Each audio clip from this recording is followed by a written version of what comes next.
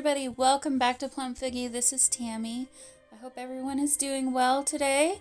I decided to do a voiceover on this one today. Gonna just do a little bit of a quicker video today. So I chose the prompt number 19, which is to use 3 stencils. So here I'm just looking through the pages to see which maybe page I want to use. I haven't picked out my stencils yet, but I did want to use that piece of cardstock there. So, and then I settled on that page here, or this spread. And I don't know if that is Japanese or Chinese. It's Asian. I'm thinking it's probably Chinese. And the journaling card here I'm doing is Japanese focus, so but the background is kind of Indian, so I guess it's just Asian. I didn't really have much of a thought one way or another. I just kind of picked out some things that I liked and some colors that I thought would be fun and kind of went from there. So yeah, so here I just have 3 different stencils that I thought would work well, and then I've got those 3 distressed oxide sprays. So one of them is pink, one of them is orange, and then the other one is ice spruce, which is kind of a greenish gray. And so I don't know, for whoever's ever used these distress oxide sprays with stencils, you'll know you have a lot of extra pigment left over. So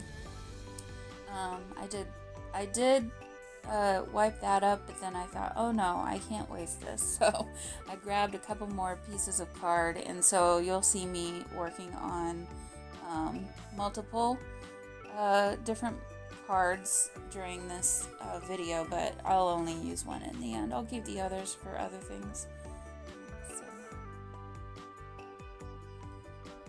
yeah, just gonna fast forward through this part. Nothing overly interesting here, just trying to clean off the stencil, but still use what pigment I have there left.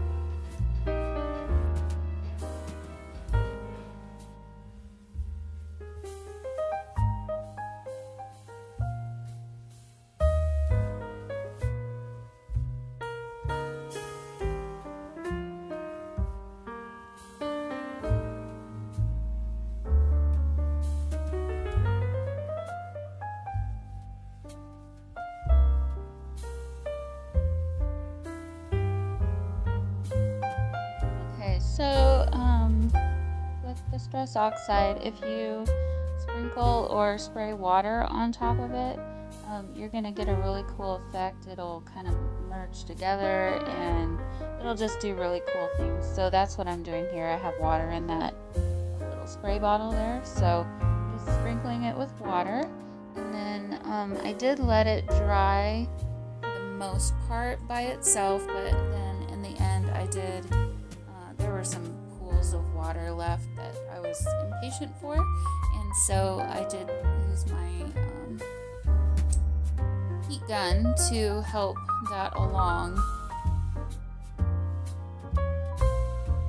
Okay, so everything's dry now, and just showing you how the others turned out, and then the one that we're going to use and how that one turned out. I really actually love that color combination. It's really fun. So this here is a packet of sticker sheets that I got from, I think, AliExpress. I don't know where else I would have gotten them from. And these are Japanese, I believe, based on the way that the women are dressed and things. They all look like geisha girls to me. But yeah, I was just kind of looking through to see what colors would work, and really, and my hands are so orange. And really, it was that one there that kind of stood out to me the most. Her dress, or I don't know what those are called. Anyway, her outfit is the same colors that were hard. So I thought she was kind of the perfect candidate. And then based on the rest of this sticker, I'm so glad I used that ice spruce at the very bottom, because it really did tie in the colors really well with the rest of the sticker sheet. So here I wanted to use some of those cherry blossoms up in the upper right corner, but I'm looking and it's like clearly obvious that I had just separated the two from each other. So it's just kind of working out how to overcome that and make it less obvious. So I'm gonna rip some of that away from both of the stickers. Oh, I ripped off that bottom branch. That helped a little bit. And then I'll rip off just a little bit more from in front of her. So hopefully, and I think that did turn it out. It turned out better than that way. I mean, they're obviously both from the same sticker. but, you know, it's less noticeable that way. So, and then I wanted to end it on the side there, and since it's a sticker, I didn't want to unpeel it and then have to try and repeel it, replace the backing paper. Here I was thinking, okay, this needs something more. I wanted some kind of writing or something, but that first piece that you saw, that was Chinese, and I knew that I didn't want to do that, so I went to a different sticker sheet, and I found some writing, Japanese writing, and so I just put that behind her. Just trying to decide now how far down to place it, and I kind of hated to cover up those little pink, I don't know what they're called, medallions, but at the end of the day, they weren't doing anything overly interesting, so it's okay. And yeah, so I guess I realized just now I covered up basically all that writing from that one stencil too, but again, that's fine. It's really just there for texture at this point. So yeah, just placing the stickers and cutting around the corner, and then I guess it just overlapped just a little bit there on the side. Do love these colors together. Honestly, I was like, oh, I don't know if this is gonna work, but I think it really turned out kind of fun. So I felt like, though, it needed something more. This is from a printable that I have, and I'll link that down in the description box below if you're curious. I ended up not using it. It just was too big and the scale wasn't right. So I went back to that original sticker sheet that she was on and decided, well, it's red, but maybe that'll work instead. So I cut that out, and just to see, you know, place it on the page and see how it looked. And I thought it looked good because she had some red in her dress there. So in her kimono. That's the word I was looking for. I knew the word, I just couldn't think of it. So anyway, so basically that's the journaling card.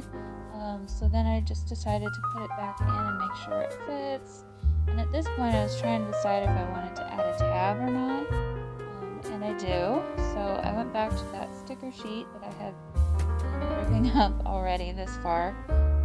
And I knew I needed it to be a little more sturdy, so found a random book page. that to make a tab.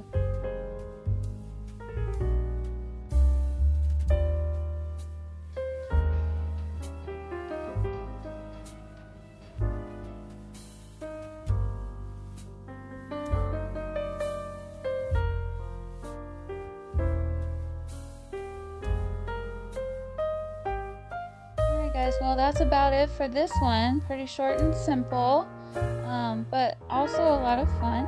So yeah, just gonna ink around the tab on this and glue it down. And I think I'll say my goodbyes now. I hope you all enjoyed this video. Let me know if you really hate this process of me doing voiceover or not. I try not to do it too often, but you know, sometimes it's not too bad.